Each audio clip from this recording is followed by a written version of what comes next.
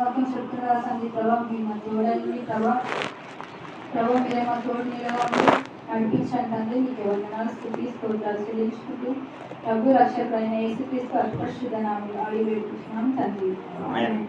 ఈరోజు మనం చెప్పుకోబోయే అంశం హుల్లా అంటే ఎవరికైనా తెలుసా? ఆమె ఒక ప్రవక్తలలో చాలా కొంతమంది ప్రవక్తులు ఉన్నారు. అందులో ఈమె ఒక ప్రవక్తి. ఆమె పేరు హుల్లా. ప్రవక్తలు మరియు దేవునికి మధ్య, ప్రవక్తలు ప్రజలకు మధ్య, ప్రవక్తలు దేవునికి మరియు ప్రజలకు మధ్య చెప్పేవారు ఉండేవారు. బైబుల్ గ్రంథంలో ప్రవక్తలు స్త్రీలు బహు కొద్ది మంది. అందులో స్త్రీ ఈ యొక్క హుల్లా. 2 రాజులు 22 అధ్యాయం 14 నుంచి చదవండి.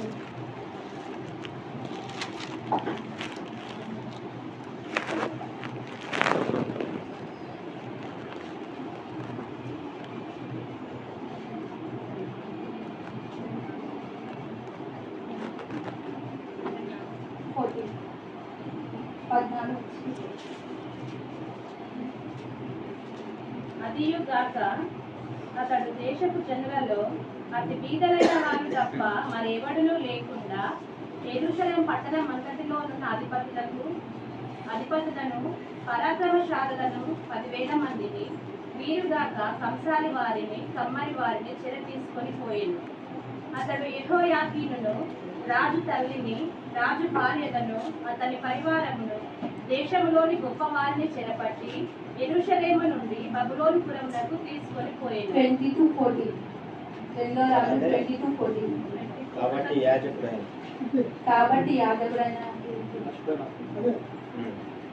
కాబట్టి యాజకుడైన హిల్కీయాయును అహికామును అక్బోరును షాఫానును ఆషాయాయును ప్రవక్తియగు హుల్దా యొద్దకు వచ్చిరి. ఈమె వస్త్రశాలకు అధికారియగు అర్హషుకు పుట్టిన తిక్వాకు కుమారుడైన షల్లూమునకు భార్య అయి యెరూషలేములో 2వ భాగమందు కాపురస్తురాలై ఉండెను. ఈమె యొద్దకు వారు వచ్చి మాట్లాడగా ఈమె వారితో ఇట్లనెను, మిమ్మును నా యొద్దకు పంపిన వారితో ఈ మాట తెలియజెప్పుడి. యెహోవా సెలవిచ్చినదేమనగా, యూదారాజు చదివించిన గ్రంథంలో వ్రాయబడి ఉన్న కీడంతటిని ఏది విడిచిపెట్టకుండా నేను ఈ స్థలము మీదికి దాని కాపురస్తుల మీదికి రప్పించును. ఈ జనులు నన్ను విడిచి ఇతర దేవతలకు ధూపం వేయించు తమ సకల కార్యముల చేత నాకు కోపం పుట్టించి ఉన్నారు కనుక నా కోపము ఆరిపోకుండా ఈ స్థలము మీద రగులు కొలుచున్నది. యెహోవా యొద్ద విచారణ చేయుటకై మిమ్మును పంపిన యూదా రాజులకు ఈ మాట తెలియపరచుడి. ఇశ్రాయేలీయుల దేవుడైన యెహోవా సెలవిచ్చినదేమనగా, ఈ స్థలము పాడగుననియు దాని కాపురస్తులు దూషణాస్పదులగుదురనియు నేను చెప్పిన మాటలను నీవు ఆలకించి మెత్తని మనస్సు కలిగి యెహోవా సన్నిధిని దీనతం ధరించి నీ బట్టలు చింపుకొని నా సన్నిధిని కన్నీళ్లు రాల్చితివి గనుక నీవు చేయి మనవిని నేను అంగీకరించి ఉన్నాను. నేను నిన్ను నీ పితరుల యొద్ద చేర్చుదును. నీవు నెమ్మది నొందిన వాడవై సమాధికి చేర్చబడుదువు. నేను ఈ స్థలం మీదకి రక్కబో కీడును నీవు నీ కన్నులతో చూడవు. ఇదే యెహోవా వాక్కు. అంతటా వారు ఈ వర్తమానము రాజు వద్దకు తెచ్చిరి. ఈ హుల్లా గురించి చాలా తక్కువ ఉంటుంది. ఈ ప్రవక్తి గురించి 2 దినవృత్తాంతము 34:22 కూడా సేమ్ ఇదే ఉంటుంది. అక్కడ కూడా ఈ 2 గ్రంథాలలోనే హుల్లా ప్రవక్తి గురించి కనిపిస్తుంది. ఈమె బైబిల్లో ఎక్కువ హుల్లా గురించి బైబిల్లో ఎక్కువ రాయబడలేదు. ఈమె దేవుడు బహుగా వాడుకున్నాడు. ఈమెను దేవుని దృష్టికి ఈమె ఎంతో విలువైనదై ఉన్నది. ఈమె భర్త పేరు షల్లూము. ఇతడు వస్త్రాధికారిగా ఉండేవాడు. వస్త్రాధికారి అంటే మనము ఏదైనా షాపు కానీ పెట్టుకున్నప్పుడు కానీ ఏదన్నా మనం ఓనర్ అంటాం కదా షాప్లో, ఆ ఓనర్గా ఉండేవాడు. హుల్దా ప్రవక్తి ఉన్న సమయంలో యూదా రాజ్యానికి యెషయా రాజుగా ఉన్నాడు. ఆ యెషయా రాజు 8 సంవత్సరంలోనే దేవుని యందు భయభక్తులు కలిగి రాజుగా యూదా రాజ్యాన్ని పరిపాలించాడు. రాజు అయిన యెషయా తన రాజ్యంలో ఒక ముఖ్యమైన పని చేయాలని అనుకున్నాడు. 2 రాజులు 22:1. అందించినప్పుడు 8 ఏండ్ల వాడై యెరూషలేమునందు 31 సంవత్సరములు ఏలెను. అతని తల్లి బొస్కతు ఊరి వాడకు ఆదాయాకు కుమార్తె అయిన ఎదీదా. యెషయా తల్లి పేరు ఎదీదా. యెషయా యూదా రాజ్యంలో చాలా మంచి పనులు చేశాడు. కానీ ఆ మంచి పనుల్లో అతి ముఖ్యమైన పని ఏంటంటే శిథిలమైన దేవుని మందిరాన్ని బాగు చేయాలని అనుకున్నాడు. మనం కూడా మన సన్నిధిని కట్టుకోవాలని ఎప్పటి నుంచో అనుకుంటున్నాం కదా. అయితే ఇక్కడ కూడా యెషయా కూడా అనుకుంటాడు. అది మన తీర్మానం తీసుకొని అది బాగు చేయాలని వెళ్తాడు. ఈ తీర్మానం ఎవరు చెప్తారంటే ప్రధాన యాజకుడైన హిల్కీయాకును శాస్త్రి అయిన షాబానును పిలిచి ఆ పని అప్పగిస్తాడు. ఆ పని అప్పగించినప్పుడు అక్కడ వర్క్ జరుగుతుంటుంది. అంటే మంచిగా ఇప్పుడు మన చర్చి ఇట్లా వర్షం వచ్చినప్పుడు మొత్తం వాటర్ కానీ మట్టి పడడం కానీ జరుగుతుంది కదా. సేమ్ అట్లనే అక్కడ శిథిలంగా ఉంది కాబట్టి అక్కడ వర్క్ అదంతా తీసేటప్పుడు కొత్తగా కట్టాలంటే మొత్తం ఇవన్నీ తీసేయాలి కదా. ఇవన్నీ తీసేసి అక్కడ తీసేసేటప్పుడు ఏం దొరుకుతాయి బంగారము వెండి ఆభరణాలు ఏం దొరికాయి, కానీ ధర్మశాస్త్రం అని కనిపిస్తుంది. ఆ ధర్మశాస్త్రం దొరికినప్పుడు వారు రాజు ఎదుట చదివి వినిపిస్తున్నప్పుడు ఆ మాటలు విని బట్టలు చింపుకుంటారు. అంటే బైబిల్లో ధర్మశాస్త్రం అంటే పరిశుద్ధ గ్రంథం. ఆ బైబిల్లో ఉన్న మాటల గురించి తను అర్థం చేసుకొని ఆ బట్టలు చింపుకుంటాడు. అంటే దేవుని గురించి అంత మంచిగా అలా రచింపబడింది.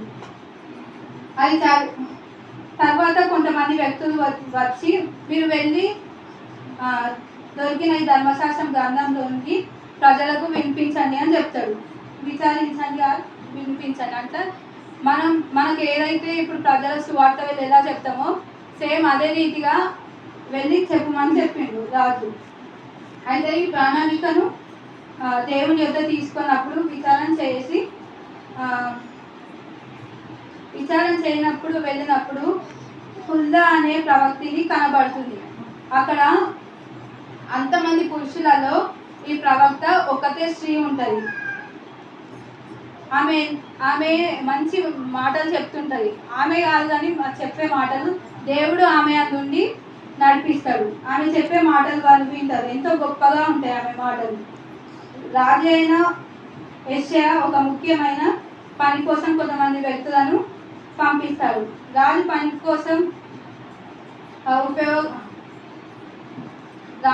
కోసం ఉపయోగపడిన స్త్రీయే ఈ హుల్దా. అయితే వచ్చిన వారు హుల్దాతో మాట్లాడినప్పుడు హుల్దా తన ఎదురుకు వచ్చి వారితో ఈ విధంగా అంటుంది. 2 రాజులు 22:15. ఈమె వారితో ఇట్లనెను, మిమ్మును నా యొద్దకు పంపిన వారిలో ఈ మాట తెలియజెప్పుడి. యెహోవా సెలవిచ్చినదేమనగా, యూదారాజు చదివించిన గ్రంథంలో వ్రాయబడి ఉన్న కీడంతటిని ఏదీ విడిచిపెట్టకుండా నేను ఈ స్థలం మీదికి దాని కాపురస్తుల మీదికి రప్పించును.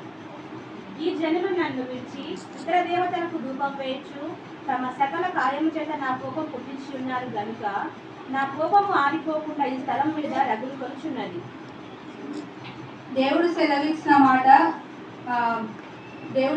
మాట ఈమె దేవుడి నుండి పొందుకొని ఆత్మీయంగా ఆమె ఉంటుంది. దేవుడు చెప్పిన మాటలు తృణీకరించకుండా ఆమె దేవునిలో బలపడి ఉంటుంది. అయితే ఆ ప్రవక్తిని వాళ్ళ ఒక సొంత ఆలోచన ఆమె చెప్తుంది. దేవుడి నుండి పొందుకున్నది మాత్రమే, కానీ ఆమె చెప్పిన సొంతగా ఏం కాదు. ఆమె దేవుళ్ళు ఎంతో భక్తి పరురాలు. పురుషులలో ఒక ప్రవక్తిగా దేవుడు మాట్లాడుతూ దేవుడి మాటలను వింటుంది.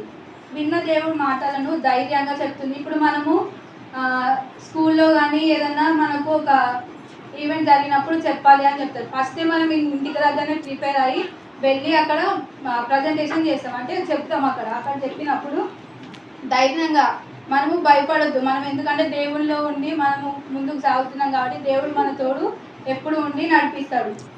అయితే మనం కూడా ప్రతిసారి దేవుళ్ళలో అపనమ్మకంగా ఉండకుండా నమ్మకంగా ఉండి శుద్ధ ప్రవక్త లెక్క మనము జీవించాలి.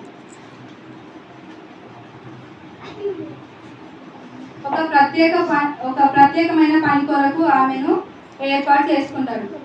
ఈ స్త్రీ హుదా ప్రవక్తగా ఉంటూ దేవుని మాటలను దేవుని బట్టి ఆమె ఎంతో మంచి మాటలను ప్రజలందరికీ తెలియజేస్తుంది. ఈమె లాగా కూడా మనము దేవుని యందు ధైర్యంగా ఉండి మంచి మాటలు చెప్పుటకు దేవుడు మన తోడై ఉన్నాడని మనము ప్రతిరోజు ప్రతి క్షణం ప్రతి నిమిషం కూడా దేవుని యందు మనము భయభక్తులు కలిగి ఉండాలి. అదే ధైర్యంగా కూడా ఉండి మనము సువార్త ప్రకటించేలాగా ఉండాలి. Thank you. ఈ సమయం ఇచ్చిన